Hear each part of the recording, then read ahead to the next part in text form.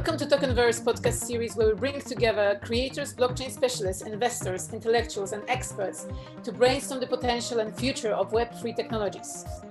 This production is brought to you by DoinGud, an NFT marketplace empowering creators and connecting people who want to do good across the world. In today's episode, we're going to discuss the future of NFTs and cross-chain transactions. And we're very lucky to have very experienced and eloquent guests today. We're going to start with investor Christian Ing, who from Genesis Block Ventures. Christian has been involved with crypto projects since 2017, and he's got background in venture capital, corporate innovations, and financial markets. And there is interesting fact about Christian. Then when he was young in Vancouver, he used to collect Pokemons, and he even would steal money. Only once in his lifetime, he stole money from his parents to get the Pokemon cards. And he even got on the news because of that. How come he got on the news because of Pokemons, Christian? Because thanks for the great introduction. So the reason I got on news because there was a point in time where I collected so many Pokemon cards. People would decide like, oh, like this guy must be an expert. So then why don't we invite him on a news network and to introduce people? So I guess introduce normies of non-Pokemon experts to how to play this card, how to trade, things like that. So I guess that was a very great experience looking back. Today, I wish I still have a lot, but it's hidden somewhere in my house. I need to go find it. Yeah, it's great to know that you have good media experience. So we expect you to speak the most during the podcast. And great. Now, Ishan from Polygon. So Ishan, he is, you would call Ishan, well, he's a gaming and NFT specialist. And at Polygon, he deals with partnerships and marketing, also overseeing of ecosystem growth in the space. But interesting thing here is that Ishan also is an avid sportsman. He's into football. He's also a musician, photographer, and somehow he combines all these interests in NFT space and gaming space. How are you today, Ishan? Thank you for introducing. I'm doing great. I hope you guys are also fine. So yeah, I think given my background in terms of various cultural elements, I think definitely the NFT space is appearing to be a natural habitat for me. And yeah, really excited to see where all of this Web3 NFT space heads off to. So really exciting. Fantastic. And Haroon, a journalist, Haroon Beg. So Haroon been in the space since 2012, and he's an ex-Microsoft hire, a coding geek turned blockchain researcher and writer. So he writes for Decentralized Lab, but also for Entrepreneur Magazine, Yahoo Finance, and Hackathon. And so when it comes to Haroon, you started actually, you've always been kind of a geek, you admitted yourself, but you actually also did coding in the past, and your experience is that you created a payment platform for accepting payments in WordPress, right? Is that true? Yes, exactly. So let me give you a little bit of the background. So we were building an online marketplace where we connected sellers and buyers together. So here in my country, we don't have PayPal, we don't have anything. We just have the banks, and they don't want to work with us at all, especially when it comes to international transactions. So I already knew about Bitcoin, and then I thought, why don't just integrate Bitcoin? Because we won't be needing any documents, we don't need any bank, we don't need anything. Sellers can pay Bitcoins and buy, and the vendors can, the buyers can pay in Bitcoin, and the sellers can get the Bitcoin directly in their wallet. But at that time, there were little to no plugins for the online marketplace world in WordPress. So I built the entire plugin from the ground up and integrated Bitcoin into the WordPress marketplace. So this is how I started my practical journey in crypto. I built that plugin in 2013, but I was involved in the crypto space in 2012. Talking to cyberpunks on the Bitcoin Talk forum and everything. Fantastic, very lucky to have you here. And finally, Thanks. Nicolin Ans, the co-founder of DoinGud, who's in charge of connections between creators as well as social impact organizations and the wider community as a whole. She's an expert with DAOs. And although Nicolene doesn't consider herself as a geek, she actually managed to attend ZK Snark meetup without falling asleep. That's her biggest achievement. Bravo, Nicolene. That's kind of that proves that you're actually a bit of a big geek, doesn't it? Maybe a little bit. Also, it was really a really nice crowd, and the one that was giving the meetup is like a very inspiring person. So that helps. You enjoy the company of the geeks. Oh yeah, I do love mathematics and puzzles and stuff. So yeah, it's intriguing anyway. Fantastic. Let's get to our subject. So basically, the cross-chain interoperability when it comes to the blockchain space. And some people might sound scary. I actually find it extremely exciting. But maybe Ishan, would you be able to tell the listeners in a layman terms what's going on when we talk about the cross-chain in NFT? Well, just generally cross-chain transactions.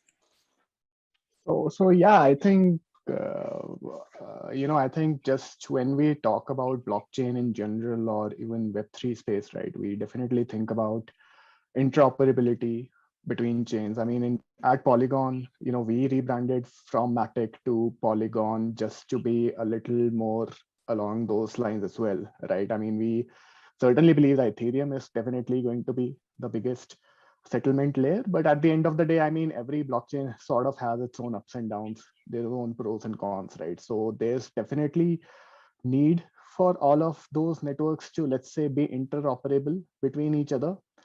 And of course, right, I mean, a lot of this is actually even happening, right, especially in the EVM compatible chains. I mean, all of those, we have different bridges, we have different architectural infrastructure around which basically facilitate transfer of not just fungible tokens, but even non-NFTs, right? I mean, that is something that is definitely picking up. Like a lot of different teams are building up a lot of different tools, developer tools that basically allow for such interoperability. So, I mean, and that is basically the spirit of blockchain or Web3 in general, right? I mean, you have your community there, which basically builds something that other community members can build on top of, that other community members can use.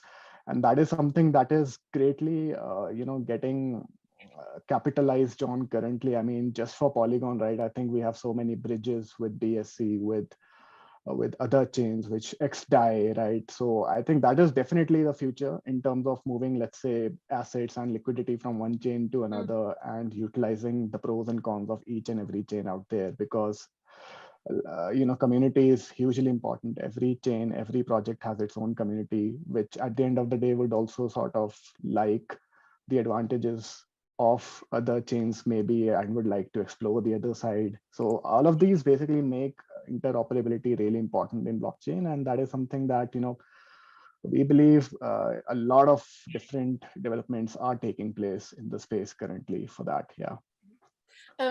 From investor point of view, Christian, why is the cross-chain aspect important? Yeah, I mean, I agree with what Ishan said. Basically, from a technological standpoint, we'll need to increase the scalability of existing network as more blockchain application is introduced to the market. We have been investing in a few EVM compatible solutions. Notable one of the larger ones we made last year was with OMG Network, which recently will be introducing an EVM compatible testnet. So scalability is a big issue. I think I'd like to add from an interesting angle will also be from the ESG point of view as well too, just because right now we're talking about doing good and social impact. So I mean the ability to bring transaction to a different blockchain network, depending on our need for, let's say, security, scalability, and decentralization. It really allows projects to save fees when minting and validating transactions, which means less electricity spent on this network. So in addition to, I guess, scalability, I guess the ESG point of view right now, it's frequently discussed. I think that also is another drive towards, identifying, cross-chain technologies. And Nicolene, from the community point of view, because it's having quite a advanced technical talk. How much people who are actually using NFT platforms know about the cross-chain aspect of NFTs? I don't think they really know yet, because like we said before as well, there's still a very educational role to play in this whole space, because it's relatively new and everything moves so incredibly fast.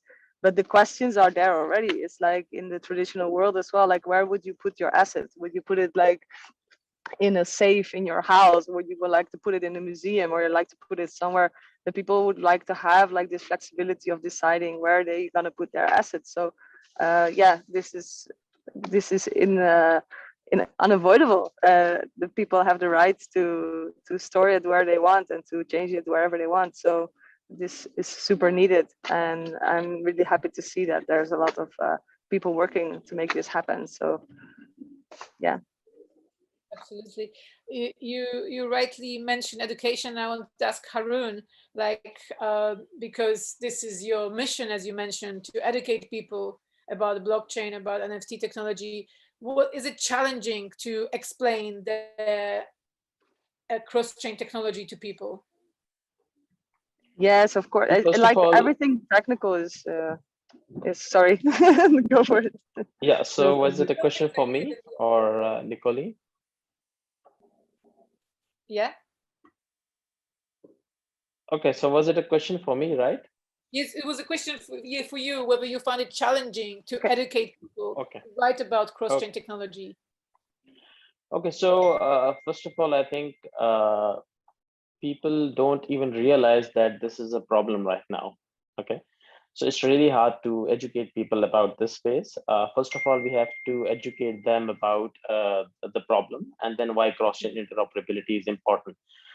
So right now, if we see like BTC has like 60% domination, Ethereum is sitting at like 15-16% domination. So the entire crypto market, the entire $1.5 trillion market is dominated by Bitcoin and Ethereum. And the bad part is that both of these protocols cannot really talk to each other. So for example, if I have a Bitcoin and I want to convert that to Ethereum, so right now the process is really complex. Like I cannot just convert right away. So I have to go through various cross-chain solutions, the layer 2s, for example, and the process is really, really complex. Or I have to go to the exchange, for example. So there is no, you can say, cross-chain atomic swaps. This process is not really simple. I cannot just convert my Bitcoins into Ethereum in just under 10 seconds in a decentralized manner, right? So this is a big problem. And the second problem is these platforms are not really scalable. So for example, if we look at Ethereum, it's not scalable at all. As you guys know, the CryptoKitties were the first NFT application, and it literally choked the entire Ethereum network, and the transactions weren't going through for days. Clearly, Ethereum is not a very strong contender to build very large, complex applications on top of it. And NFT is a really complex smart contract, I would say, technical language. It's a really complex smart contract language. So one of my friends created an NFT. So he wanted to sell it for $100, but the transaction fee was $300. So he was like, why would I pay like $300 transaction fee to sell a $100 NFT? And then the buyer also has to pay the transaction fees as well. So that is really a problem. Now, this is where cross-chain interoperability comes in. So it solves a lot of challenges. First of all, it allows different blockchains to communicate with each other and to transact with each other. So we have a lot of cross-chain interoperability protocols, like, for example, we have Polkadot, right? We have Cosmos. So, and from the layer 2 perspective, we have different layer 2 solutions that are built on top of Ethereum that have bridges. Like, for example, if you have Polygon. So Polygon is an Ethereum layer 2 solution, but it also has built bridges to other blockchain networks. So these bridges and this entire cross-chain ecosystem will allow you to communicate and transact value between different blockchains. So what it means in the NFT space. So let me just talk about that for a minute. So for the NFT space, minting NFT on Ethereum blockchain is really very expensive. So if you have an NFT, for example, if it's a song, so get ready to pay like $600 to $700 transaction fee. if you're just minting a song as an NFT. So it's an art, you get ready to pay like $100 to $200. So, and he gives an offer, and the creator of the NFT accepts an offer right now. So at that point, the creator of the NFT has to pay the gas fee, and a person who gave the offer also has to pay the gas fee, and then OpenSea mints the NFT. So it's not really gas-free model. I would say it's more like a gas-delayed model. So now we have many different platforms that are really offering very low gas fees for minting large-scale NFTs. So for example, if you want to launch, let's say very futuristic, if you want to mint an NFT based on a movie, so you can right now do that. But the problem is that these marketplaces, these platforms do not really mint an NFT, for example, a Polkadot NFT on Ethereum blockchain. So cross-chain interoperability will allow OpenSea to mint one NFT into different platforms. Like for example, OpenSea will mint an NFT on Polkadot, which is really, really cheap, and then mint that onto an Ethereum layer 2 network, which is still really cheap. So that way, the creator doesn't have to pay any gas fee or very low gas fee. A person who gave the offer will have to pay very low gas fee, and the entire ecosystem will flourish this way. Yeah, I mean, just to add to this point also, I mean, because we at Polygon, we speak to a lot of different NFT projects on a daily basis, right? So a lot of it also has, we receive a lot of questions about bridging and, you know, the best way forward. So at the end of the day, I mean, it's basically how they expect their users to also operate, right? If, for example, they can maybe mint NFTs and then allow their users to bridge those NFTs to the Polygon network where, you know, the gas prices, like we mentioned here, are super low. So, you know, people can definitely use those NFTs more and utilize their utility more on Polygon.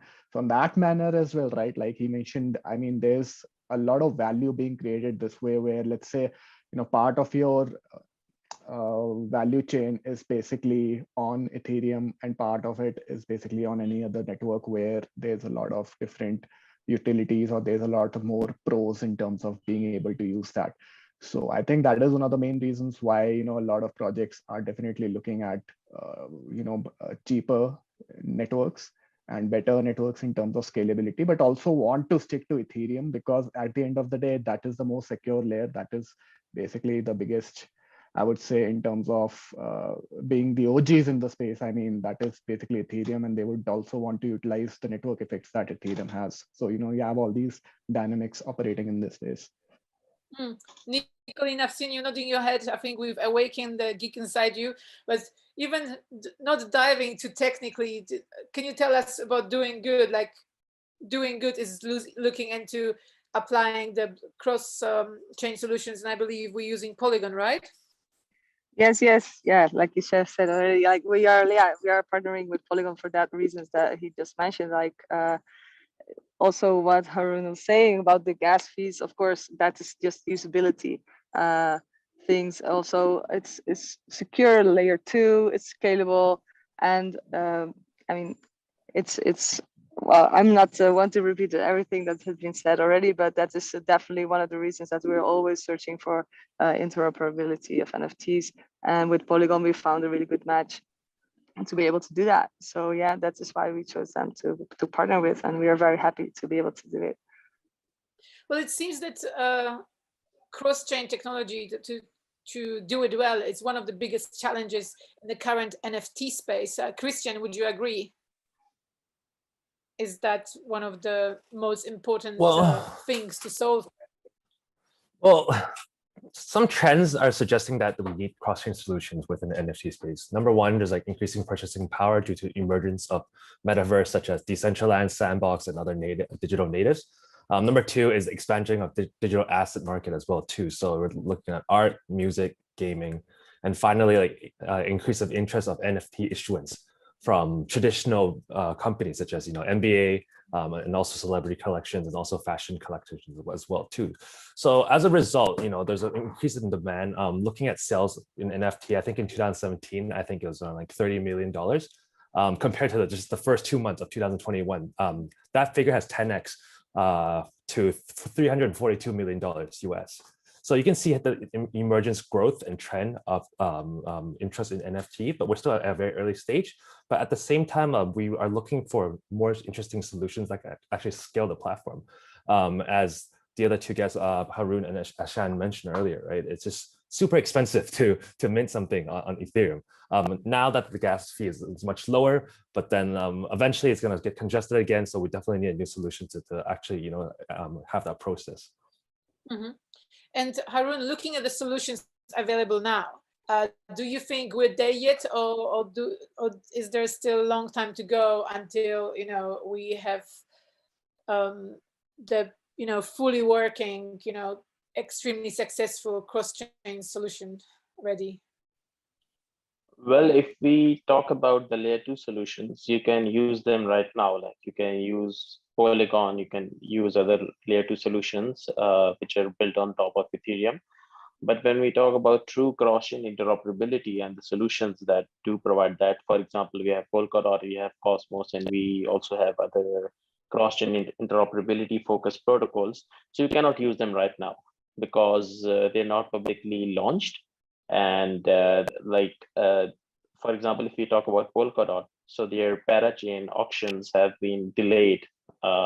If we talk about the Cosmos, so they recently launched their update called Stargate. So Cosmos is in this space since 2017, but they launched the real update for cross-chain interoperability in 2021. So it doesn't make any sense right now, but still, for cross-chain interoperability, true cross-chain interoperability, there is a lot of way to go. But if you talk about the layer 2 solutions and side chains, you can actually use them right now.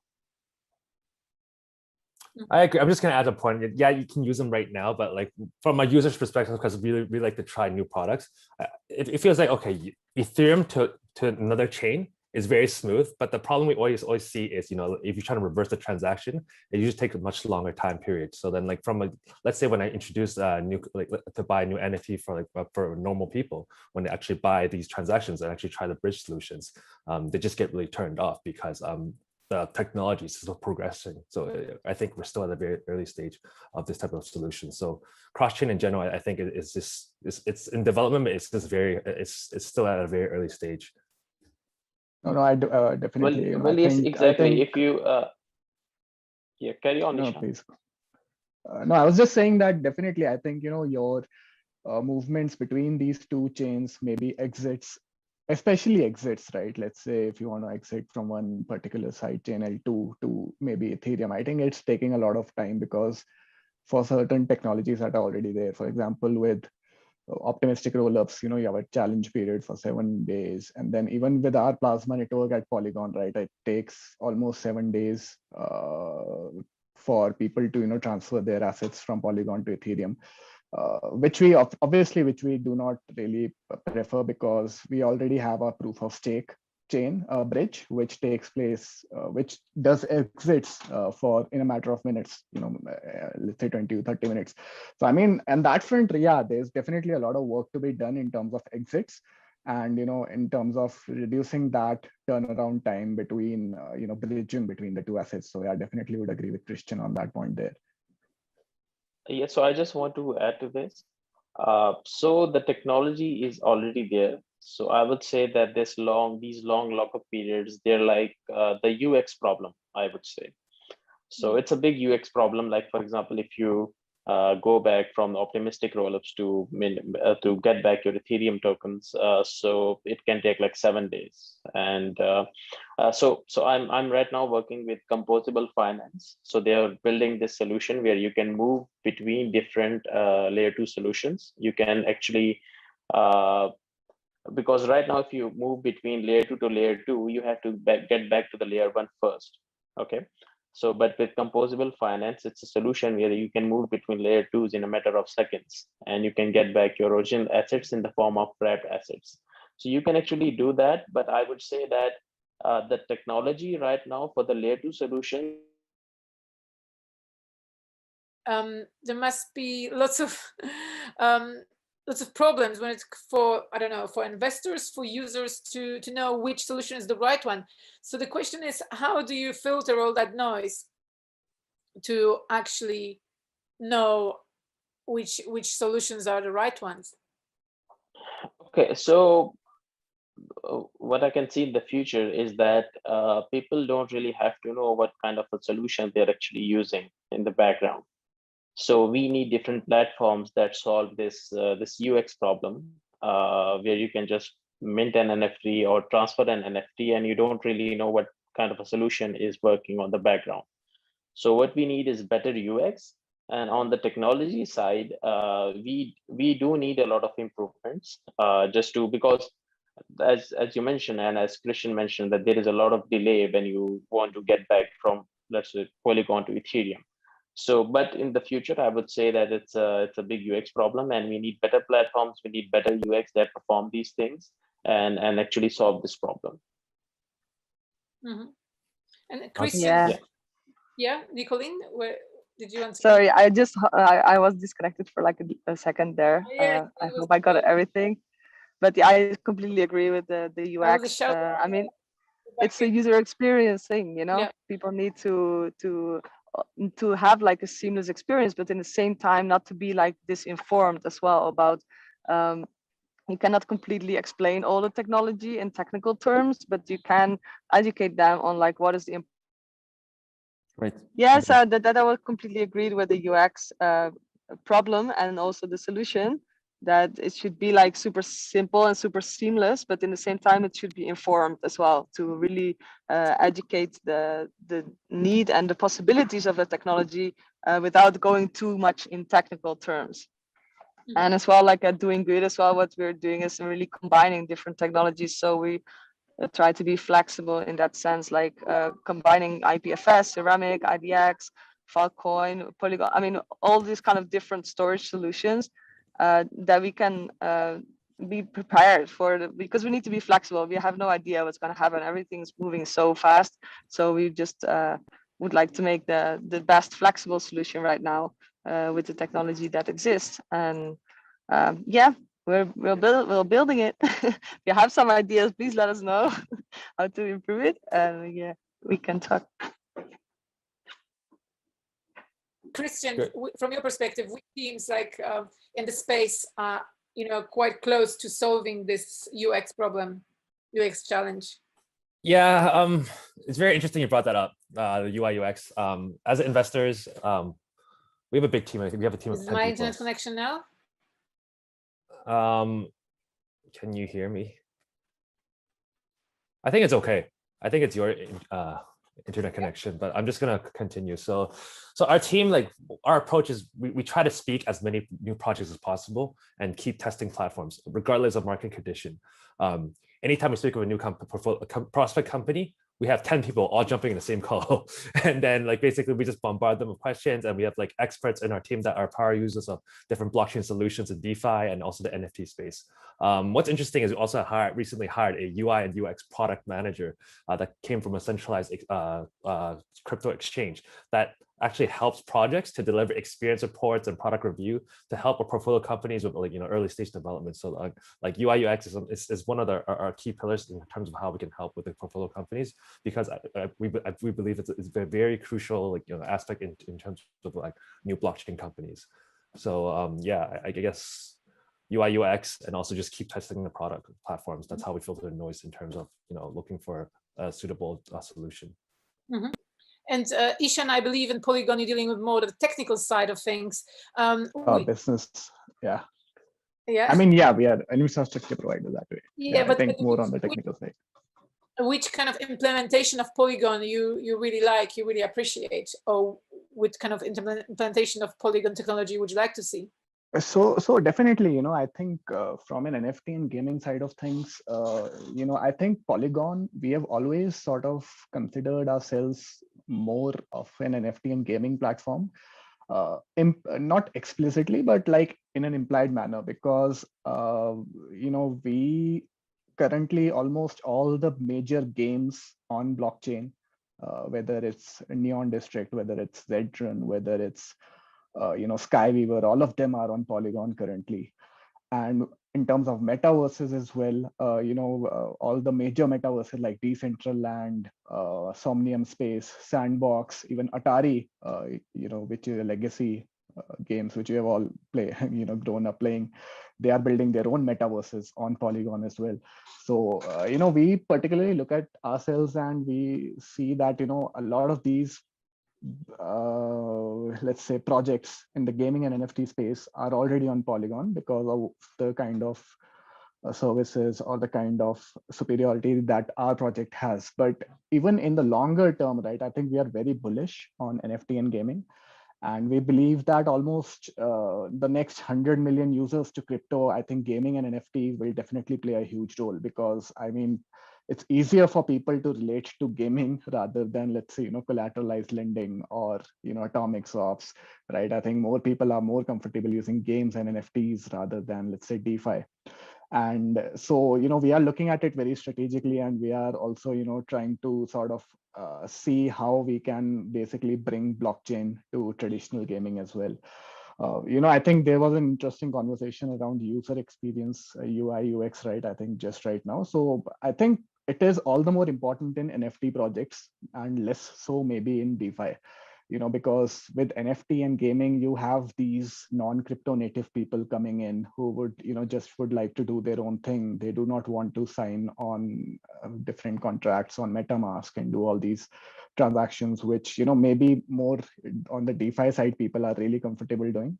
But on the user experience side, on NFTs, I think that is a product design, user experience, UI. I think that is very important, at least in the NFT and gaming side of things. And I think, we are definitely also from at Polygon, we are also looking at, onboarding a lot more developer tools that other projects can use that can basically help provide, a lot more smoother and a lot higher user experience to their users. So we are always in that constant battle, in terms of, what can we do to basically help make the projects on our network better for their users. So yeah, I think there's always a constant push in that regard. I mean, a lot of new developer tools are coming up into the fray and, are developing and integrating Polygon, which will basically help provide better user experience. So, really excited to see how all these things gel up together at our huge ecosystem, and how interoperability is as a separate concept also evolves with this. So it's really exciting to see. Yeah, I think super nice that you brought up the. Oh, sorry. It's super nice that you brought up as well, like the importance of Polygon as well in the gaming industry, because thinking about UX and UI, like I think that we can, at least all this kind of product-oriented platforms can learn a lot from the experience that's been built in games and how people can actually experience the whole world inside a game and how that is designed. So I think there's like a super big reference for the experience itself. So yeah, we should definitely cross these worlds a bit more, right?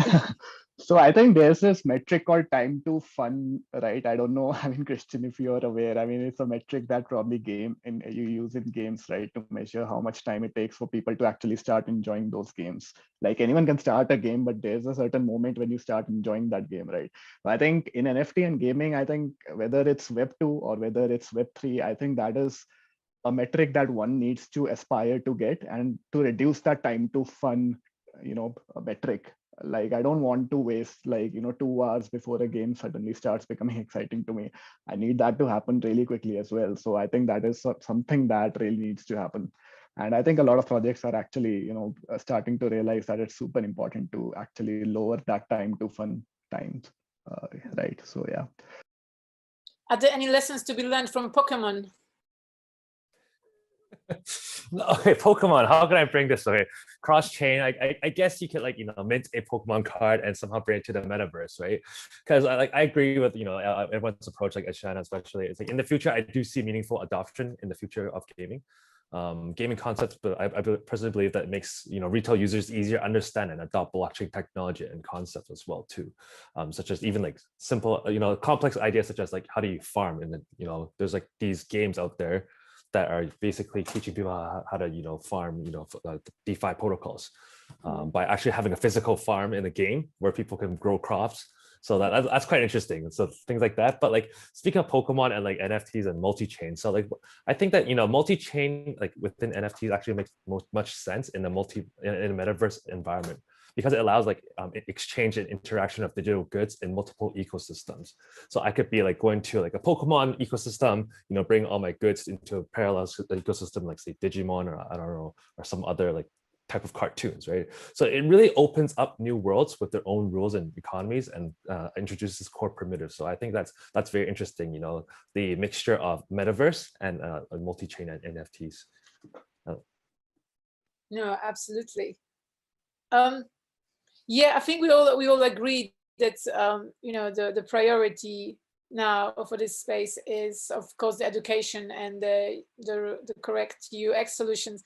I was wondering if you have any questions to each other.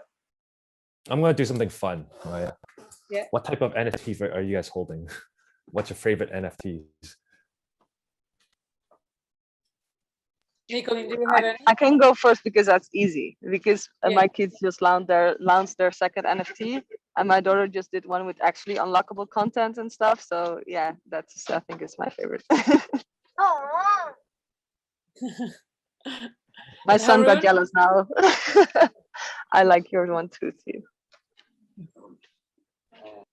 So I personally, I like collecting a lot of different art, right? I think Tezos has this great marketplace, right? Hisetung, hen, how we call it, right? So I coming from India, right? I have seen a lot of my friends who are creators, adopt Tezos as the blockchain because it's cheap, right? I mean, even when now we're starting to come into Polygon, but back then, before, they started to use a lot of Hisetung. So, I collect a lot of such NFT art from a lot of my friends who are designers. So, just help them along the way. Plus, I really like their art. So it also gives me a little bit of a fulfillment that, not that I'm helping my friends, but that some of the things that I really admire about my friends' creation, I now hold it in a token format. So that sort of gives me a lot of, satisfaction and happiness that way.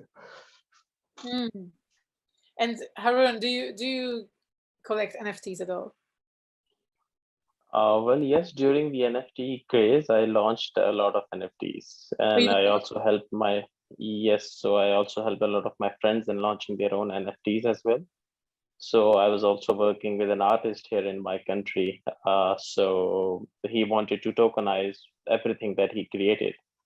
So I'm working with him as well. Yes, exactly. So I'm working with him as well. So and personally, yes, I do have a lot of big purchases. Yeah. Wow. Where are you located? Which country are we talking about? Well, I was in the US and I came back to Pakistan during the pandemic. So I'm in Pakistan right now. Wow, fantastic. So the artists were based in Pakistan? Yes, exactly. A lot of artists, a lot of traditional cultural kind of artists. And our culture, like it's kind of like similar to India as well. Ishan will agree. So we have a lot of cultural similarities as well. It's I mean, there's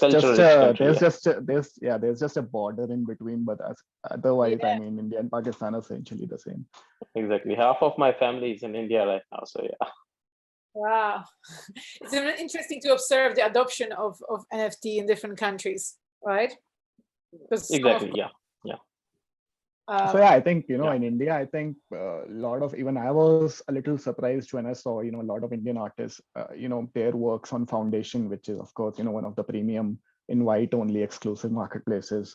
And, one of my friends is one of their premier artists. They give him special treatment and collaborate with them like very exclusively. So even I was surprised to see, for the first time, how much Indian artists have really picked up on NFT art. But it's amazing. I mean, we have different Discord groups, different private channels where all these artists, mingle and they discuss things.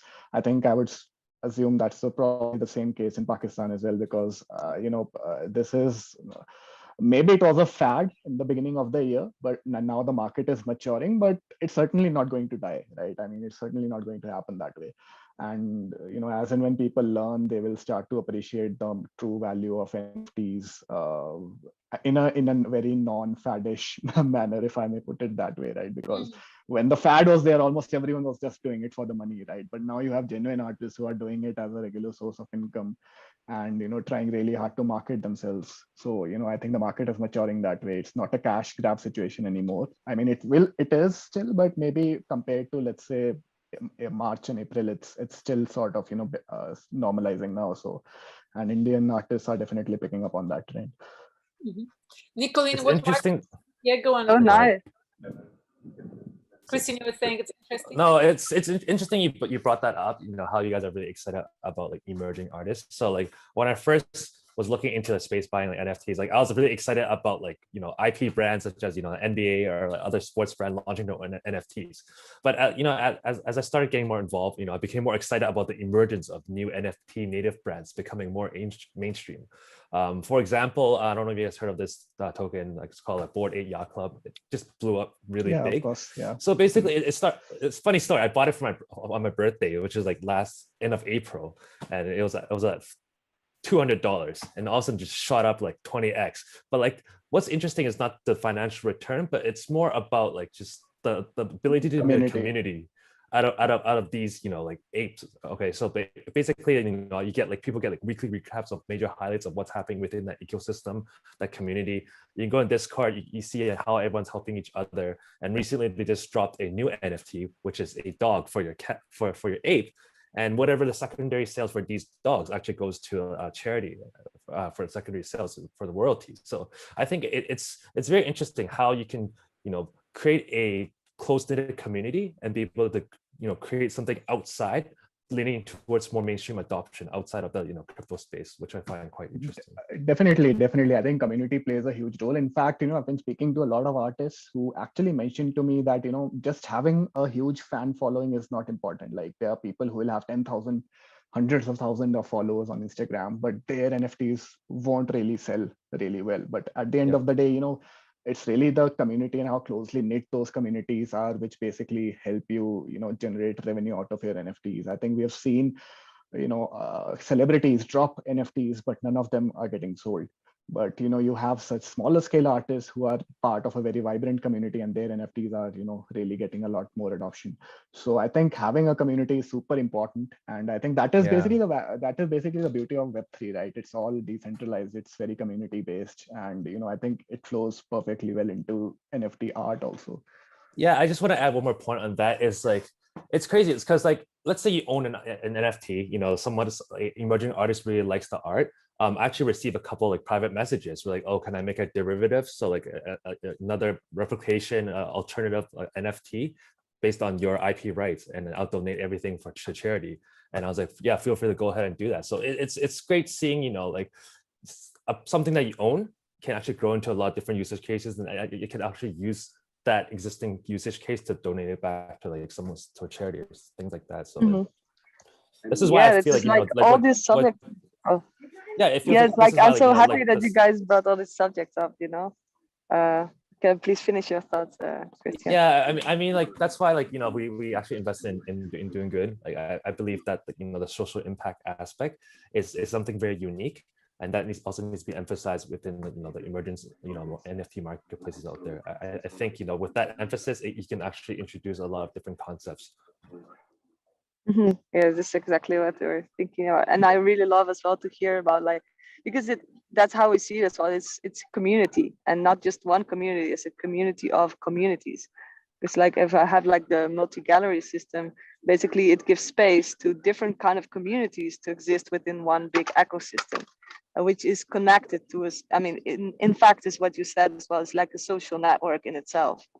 Right, like all the activity on Discord and everything that happens around the whole NFT. Like it's a marketplace, but at the same time, it's a social network too, right?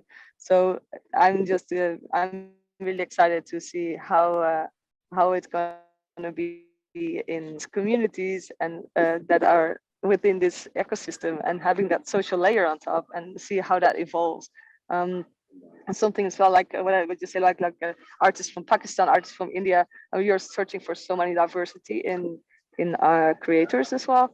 And I know that now the NFT space is mainly dominated by like the US. There's a lot of big creators coming from there, and there's a lot of traction in that space. But yeah, it's really good to give attention and space to all that different communities. And at some point, that's my personal dream, to really interconnect them and have them more interacting with each other. But also by being very realistic, that the communities is their own little hub, and there needs to be space for little hubs inside platforms, I think, so we can build more social networks on top of it.